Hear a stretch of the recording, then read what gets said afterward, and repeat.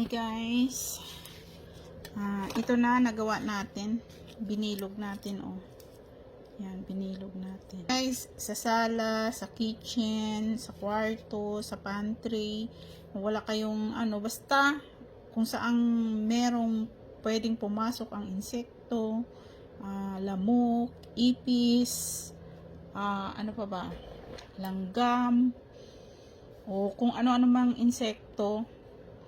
Ito ay pangontra raw. I-try natin. Ayan.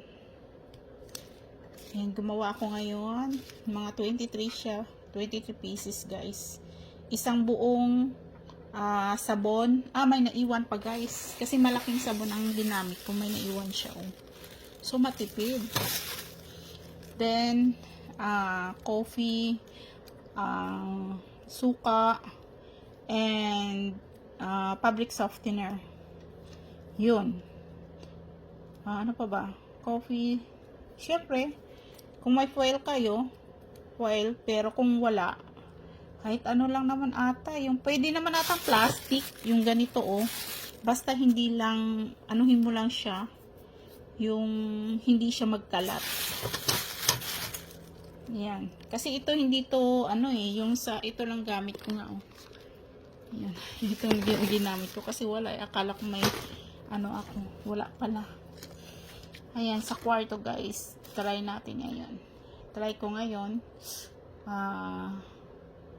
Hope 100% na mawawala yung ipis. Kasi pag may mga bata kasi guys, kahit anong linis mo talaga. Yung mga sa ilalim ng mga sopa. Yun, sa mga lalagyanan natin ng mga yung sa lababo, sa ilalim ng lababo. Ayan. Mga pinamamahayan niya ng mga insekto. Kaya, try natin guys. Ayan nagbutas-butas ako. Hindi naman siya bilog na bilog guys. Kasi yan Iyon. Basta hindi lang siya maamoy na siya guys. Malakas ang pero, syempre, siguro sa insekto, mabaho. Sa tao, mabango. Nabanguhan ako Okay, guys. Limang ingredients, guys. Napakatipid, guys. Try natin, guys. Kaysa bumili tayo ng pakamahal-mahal, hindi naman epektibo. Guys. Cut ka rin natin yun, guys. Ito, kumuha ka ng sabon guys. Yan, sabon. Kinatkat ko na yung iba. Yan.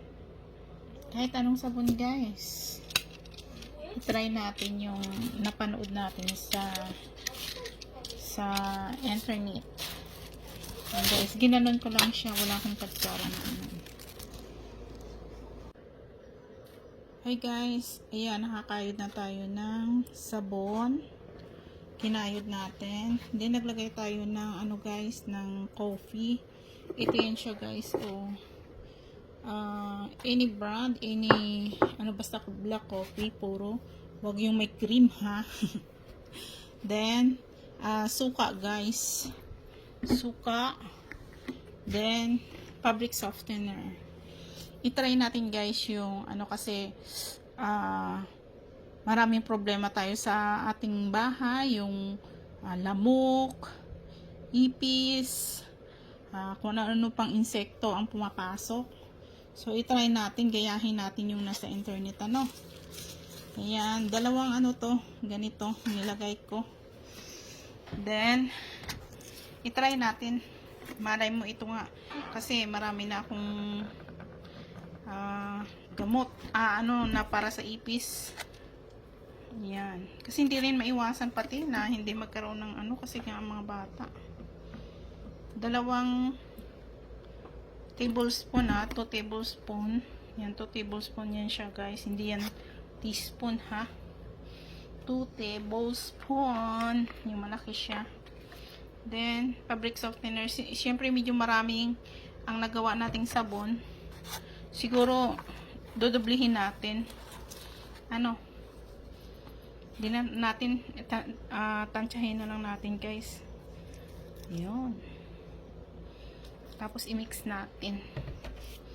I-try natin guys. Malay mo ito talaga ang makapawala. Kasi ang dami kong ano, dami ko nang nilagay sa ano ng ipis namin, wala eh. Kasi mga bata kasi. Ayan siya guys, imimix natin. Ayan, natutunaw yung ano. Ayan guys, gawa natin. Kunti lang guys, ilagay nyo ng suka. Then, tawag dito, fabric softener, konti lang. So guys, nakalimutan ko yung wala pala tayong foil. Ito may muffins ako, yung foil din siya. Parang guys, na ano natin. So, itry natin na butasan. Parang foil na rin siya kasi. Kuha tayo ng toothpick. Or either, kung wala kayo toothpick, basta matutulis na ano na pwede pambutas. Yan lang siya guys, gawin natin. Yan. Talagang lumalabas ng amoy pala talaga.